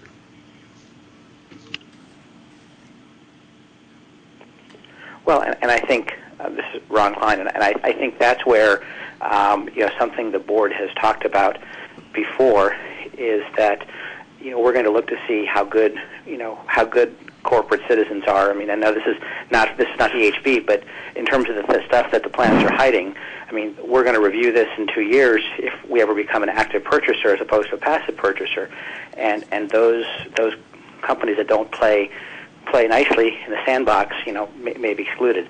So I think that's something that we've considered in terms of how these plans play in terms of the details. Madam Chair, there is, however, a prohibition on interpretations of coverage that are actually discriminatory. I think many of the issues here are about special populations, especially those with various chronic diseases, and through coverage details, I suppose we could call them, that include exclusions. Those are the kind of things that could rise to the level of being discriminatory under the ACA. And so we do need to be aware of that as part of this front-end process. That could be something that could certainly stop things for us or slow them down the road. So it does seem to me that we need enough detail to know how any of the 10 plans define coverage for specific things are so limiting that in fact they're discriminatory. Madam Chairman, Linda Ash Jackson for the record. Just the ACA also provides for a substantial external review and appeal process for every patient who feels that that the services have been unreasonably denied, and that the majority of your plans, because of the necessity of being accredited by either NCQA or URAC, will have to pass very stringent requirements with regard to how we manage our appeals and whether or not coverage decisions were reasonable as we go into the process. So I think the consumer protections are more in place than not, although I hear your concerns. I think what we're trying to figure out now is not how somebody administers the plans, but what is a reasonable plan to put forward with regard to coverage as well as cost based on the actuarial value of the services that are provided within the insurance.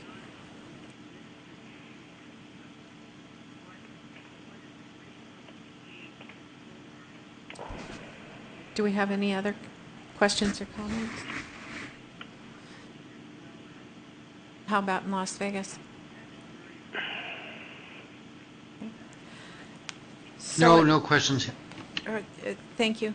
So, Mr. Hager, at this point, we've got these analyses out here for review. What is your expectation of the committee today? Is this just starting the process now for the public comment that we'll expect to see before the 29th?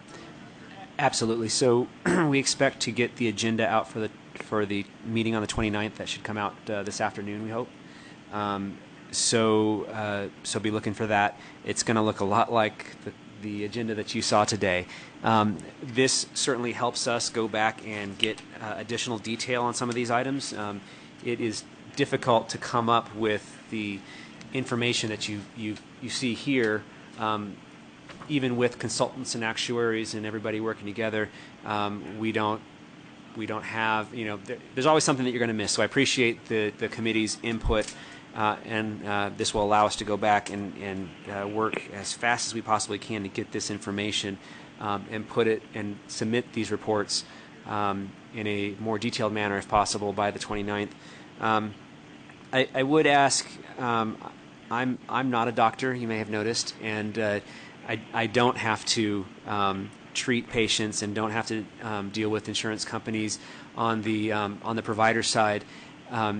If I could perhaps get an email from maybe Dr. Roberts or Dr. Klein on something specific that we can look at, so I have an example on what kind of details you're looking at for the, if a day limit or whatever the service limits that we provided here aren't sufficient enough, it would help me go back to staff and say, all right, look for these kinds of items. It would be very helpful if I could have an example from maybe one of these plans or something specific. Sure, I'll work on that as well. Thank you, Dr. Klein.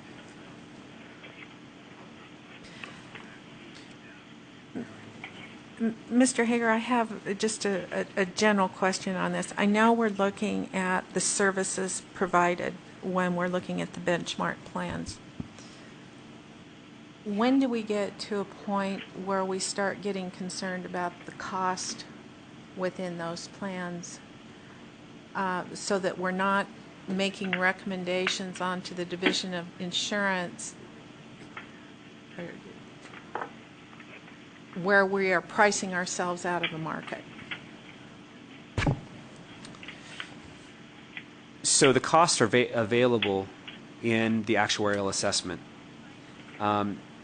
We're not going to see a dollar amount. It's virtually impossible to come up with a dollar amount, but we can see the percent difference in costs. So you'll note that the most expensive plan listed in the 10 benchmark plans is the PEB PPO plan at 1.031. So it's 3.1% greater cost than the Anthem PPO GenRx plan. So that's the difference that we're looking at, and whether or not we're pricing ourselves out of a market or not, it's difficult to say. We should note that there are a lot of additional requirements on insurance companies. Starting in 2014, there are quite a few federal taxes that I think that they're not paying right now. There's obviously the exchange fee that we have to consider, and so there is the potential that that costs could be going up. Pricing ourselves out of the market is, I wouldn't say that we're pricing ourselves out of the market. Regardless of what happens, the exchange is the only place to get the advanced premium tax credit, and the entire cost of these plans, whatever we choose, for anybody that's subsidized would be covered by the advanced premium tax credit. The issue is, of course, for those over 400% of the federal poverty level who will be paying more. So basically, if we were to choose the plan that's 3% more than the cheapest plan, over that cheapest plan, that 3% extra cost would be paid for by the advanced premium tax credit for anybody that's on the exchange below 400% of the federal poverty level.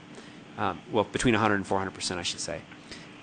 The issue is for those over 400% of the federal poverty level, where costs will increase. The other thing to keep in mind is that will be the average cost for the market, but there are a lot of different changes going on, including the max ratio for age banding. So a person who's in their 20s will have a cost. The most expensive person in that plan, the most expensive age group, cannot be more than 3 times that cost.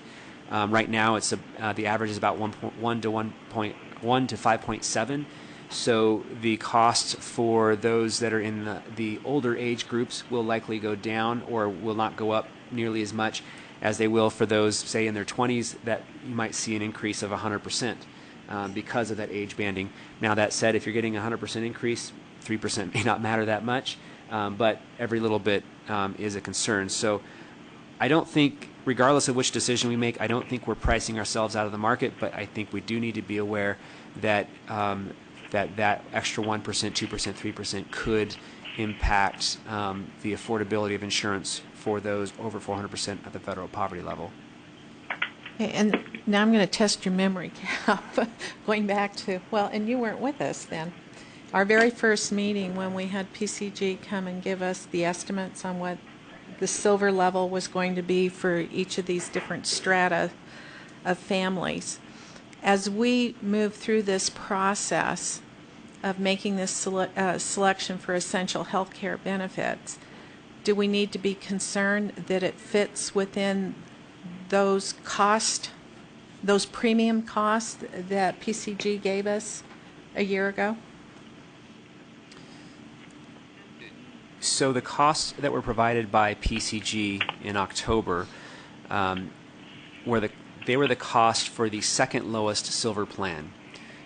Regardless of what the cost of coverage is in Nevada, a person at a certain income level will pay the same. So we use the example of, let's say there's a premium in Nevada that's $100 and a premium and that same plan in California is $200. For whatever reason, it's twice as expensive there.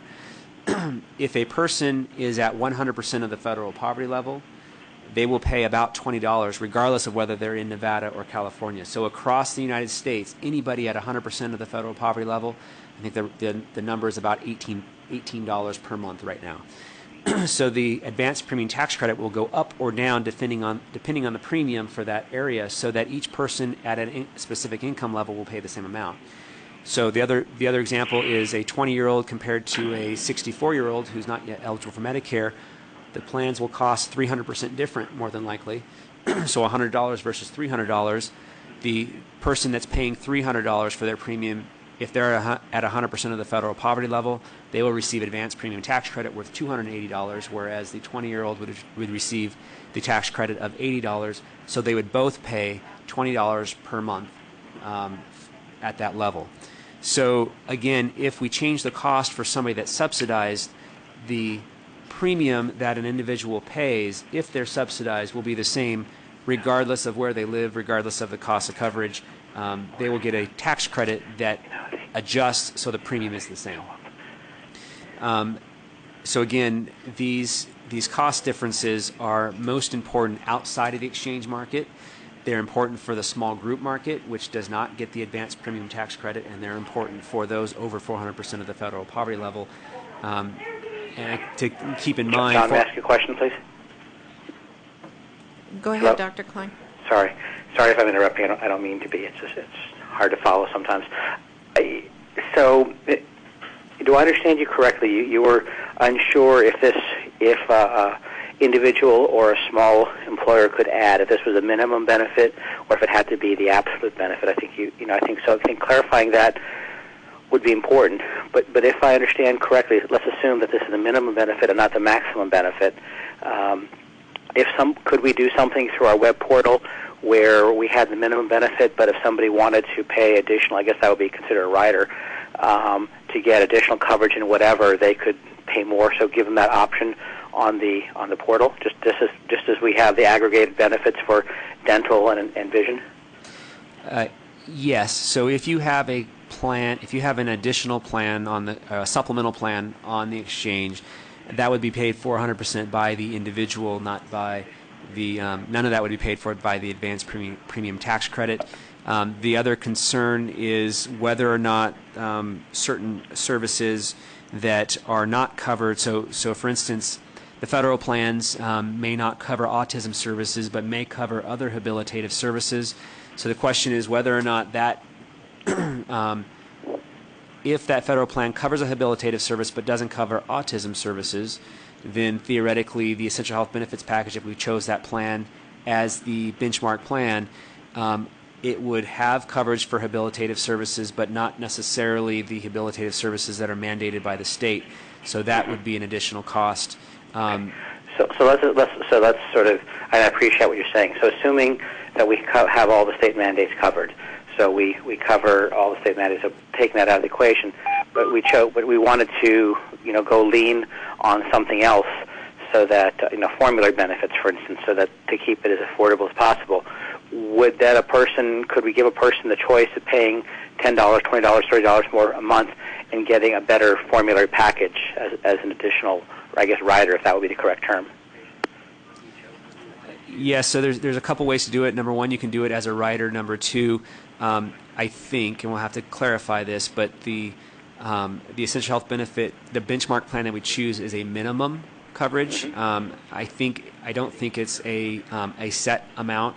I think you can offer more, and so you could have a plan that offers a greater amount of coverage. That plan would likely cost more, and so therefore it probably would. It may or may not be the second lowest silver plan. If it's the second lowest silver plan, then they do the tax calculation, but let's say it's the most expensive silver plan, that increase in cost would be paid for by the individual. So I'll clarify with the feds the minimum versus essentially equal discussion. Yeah, I think that'll help us a lot in trying to figure this out. Thank you, John. Any other questions? Yes, please. For the record, Adam Plain, Nevada Division of Insurance. Kind of been bouncing around topics a little bit, so these are a little bit disparate in what they address, but just some of the things we've been discussing that I wanted to kind of mention. When you talked about the cost and keeping that in mind, just as a point of reference, my imperfect memory tells me that Oregon and Utah both recently addressed that in their EHB selection, and they both chose the least expensive plan available among the 10 benchmark plans, under the guise of keeping the coverage affordable, as the name of the act implies, and that since the choice affected both on-exchange and off-exchange business, they had a obligation to that off-exchange business to keep it affordable. But again, that's imperfect recollection. The second item, in the discussion of whether a visit limit or service limit is a minimum or a maximum, I believe that is a minimum. Any item that the benchmark covers essentially becomes an essential health benefit, and essential health benefits cannot be limited by dollar amount, but you can add a per visit or some other actuarially equivalent limit to them. So in the case of, say, chiropractic, if you had 30 visits of chiropractic as a limit, that is now an essential health benefit. But essential health benefits by definition are minimums. So you can't go below 30 chiropractic visits, but you can go above 30 chiropractic visits up to unlimited, because EHBs are by definition unlimited. And then the third item, regarding Dr. Klein's thought on supplemental coverages, I would just probably mention that from an insurance standpoint, any sort of supplement like that would probably be very subject to adverse selection, and so you probably wouldn't find a carrier that would be able to offer those coverages at a reasonable price.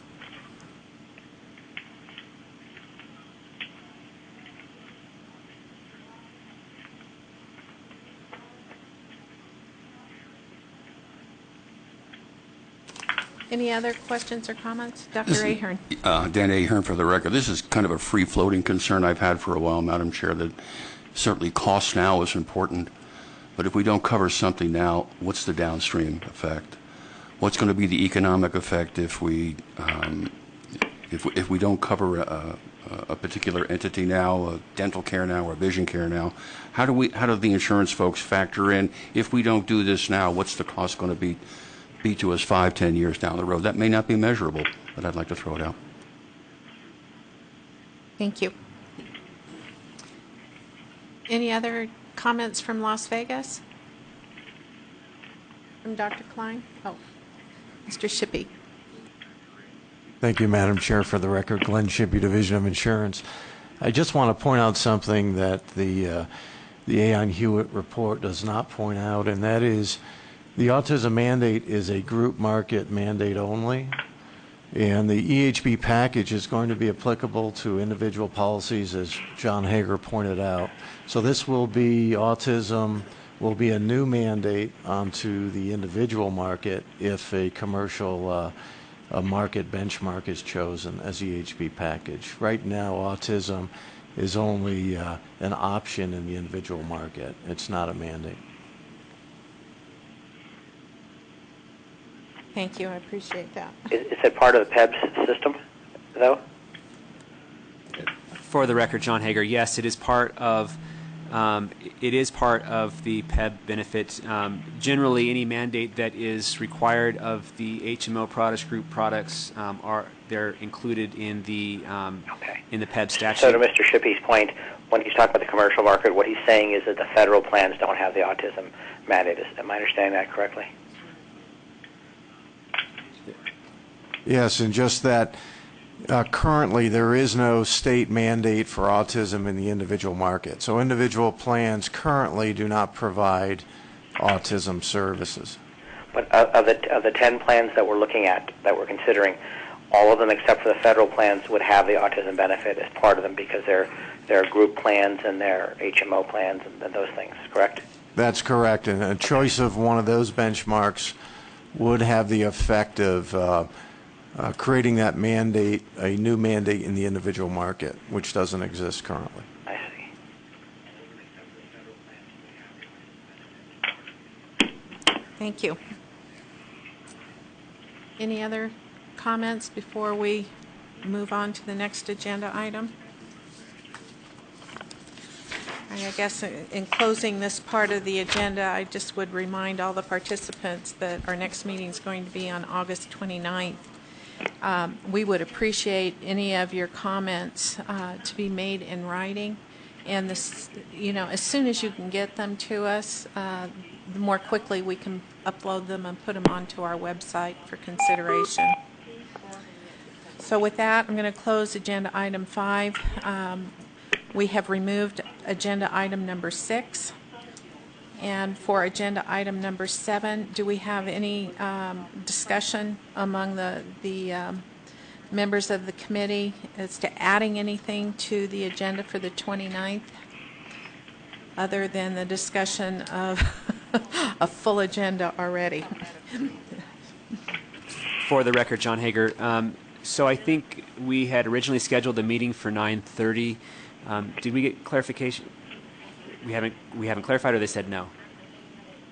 So we are trying to get the meeting scheduled for 8:30. We'll let everybody know when we find that out for sure. So because we don't know that, the agenda may not be posted this afternoon. And we're trying to give ourselves 3 to 4 hours for that meeting because, as you can see, this is quite the topic.